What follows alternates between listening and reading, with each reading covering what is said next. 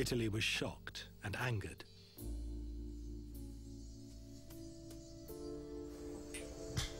It didn't deter Torriina. Anyone who stood in his way would meet a similar fate.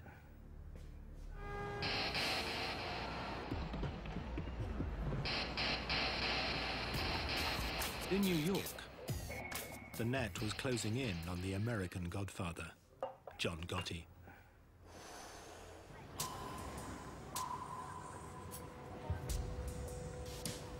This clothing store in Manhattan's Little Italy was once the Ravenite Social Club, the nerve center of the Gambino crime family operation.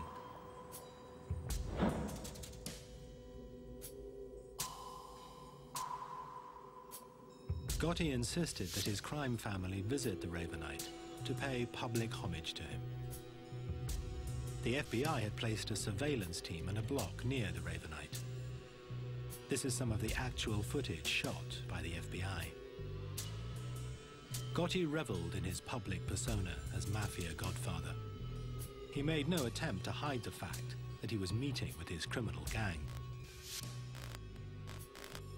The rest of the family was required to come down there as a command performance to meet with John, discuss business, kiss his rear end, give him money, what have you. So during the course of the week, you might have all 20 caps in the family down there on different nights, plus 80 to 90 to 100 soldiers, all standing out there in broad daylight. And for us, it was a gold mine, just seeing, identifying the entire Gambino family during the course of the week, all in one place. Pictures, though, were not enough. To gain a conviction, the FBI also needed to hear Gotti talking about his crimes. They had bugged the Ravenite, but the mics had so far failed to pick up much. Then they had a break. An informant told them Gotti always held his most important meetings in an apartment upstairs, owned by the elderly widow of a Gambino member.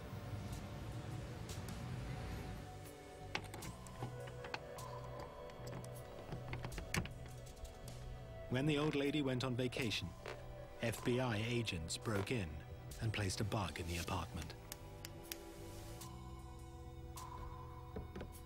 But a few days later, we heard the back door of the social club open up, and we heard him walking up the stairs, and sure enough, we hear the door, apartment number 10, open. And they all sit down, and they start talking. And after a few minutes, it became obvious that they weren't concerned about microphones because they had a radio on, but they turned it down because it was too noisy. They all talked loud because we found out later John Gotti's deaf in one ear. So the tapes are all loud and clear and tremendous quality. You tell this punk I meet John Gotti tonight to sever your mother head off, you fucker. The secret recordings revealed a true face of a Mafia Godfather, very different to the one Gotti showed his adoring public. Mr. John, listen, I called your house 5 times yesterday. Now, if you'll disregard my phone calls, I'll blow you in the house up. When John's upset, he starts talking loud and clear, and he forgets about things he should not talk about, like past murders. Gotti was arrested. In January 1992, he was sent for trial, facing charges of multiple murder and racketeering. It would be his 4th trial in 6 years. Yet again, New York was riveted by John Gotti. Celebrities flocked to the trial. The gallery, it was almost a circus-like atmosphere. Mickey Rourke came in one day. Anthony Quinn came in to watch the trial. They sent in a boxer, Ronaldo Snipes, who glowered at the jury and within half an hour was kicked out. Mr. John, listen, I called your house 5 times yesterday. Now, if you'll disregard my phone calls, I'll blow you in the house up. Gotti was his normal cocky self, he's full of bravado. But when you played those tapes, you watched his face, and you knew that's the last thing you wanted to hear was his big mouth. You tell this punk I meet John Gotti tonight to sever your mother head off, you fucker. Gotti had damned himself. But the tapes would have another unexpected impact. Also arrested with Gotti was his loyal right-hand man, Sammy the Bull Gravano. Dominic Montiglio went to school with Gravano. Later, both men would become mobsters with the Gambino crime family. Sammy was always a tough kid. He and I went to school together from when we were like in kindergarten. I mean, he killed his brother-in-law, you know. Louis, which was like his childhood friend, I mean, you know, Louis Melito. They grew up together and hung out together. They stole together. They did all of that. He killed Louis. You couldn't trust Sammy. Gravano had become disillusioned with Gotti. To Gravano, a real godfather shouldn't be courting publicity. He should be operating in the shadows, like Paul Castellano had done. But Gotti had no respect for anyone, including his underboss, something that the FBI exploited. At a pre-trial hearing, Agent Bruce Mao played Gotti and Gravano a tape. On it, Gotti was extremely critical of his underboss. Finally, and said he might not going to pick you about that. So when the good man died, he's going to jail. And so you got Gravano and Gotti sitting side by side at the defense table, and we start playing that tape. And Sammy turns red. He's starting to explode. He's just ready to burst. John Gotti, for the first time, is embarrassed. He's turning white. He just wants to duck under the table. He's so embarrassed because he knows he got caught bad mouthing his consigliere, his underboss, his right-hand man. Gravano would be the final nail in Gotti's coffin. Bruce calls me one day at my desk. He says to me, "You sitting down?" I said, "Yes, I'm sitting down."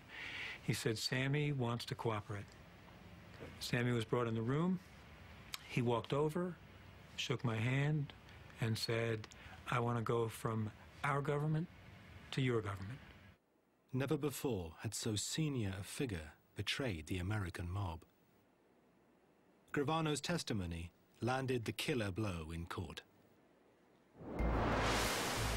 He revealed how he and Gotti had planned the murder of their one-time boss, Paul Castellano, then watched from a car as Castellano was gunned down.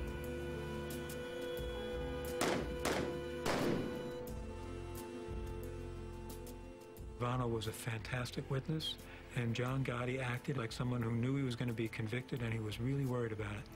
He was ornery, snapping at me, snapping at his lawyers. It was, I enjoyed watching it. In April 1992, Gotti was found guilty on 13 charges, including murder and racketeering. The judge sent the Godfather to one of the toughest jails in America, Marion, Illinois, and the sentence was steep. Life, without the possibility of parole. Despite the evidence of the tapes and Gravano's testimony, Gotti's attorney in his first 3 trials still protests Gotti's innocence. If you're asking me, do I agree with the label that he was boss of some Gambino group, I say no. To you, I've said no all my life. He said no. I don't say he was an altar boy or a saint. He was one tough cookie.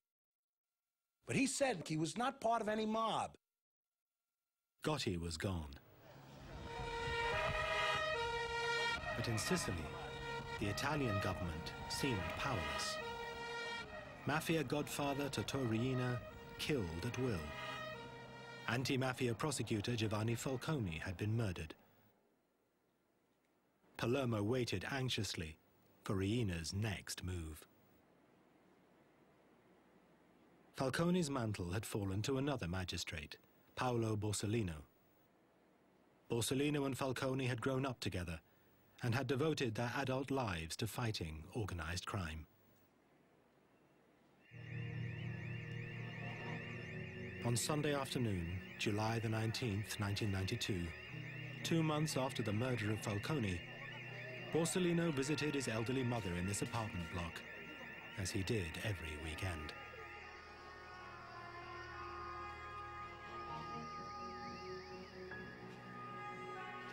A massive car bomb exploded, killing Borsellino and 5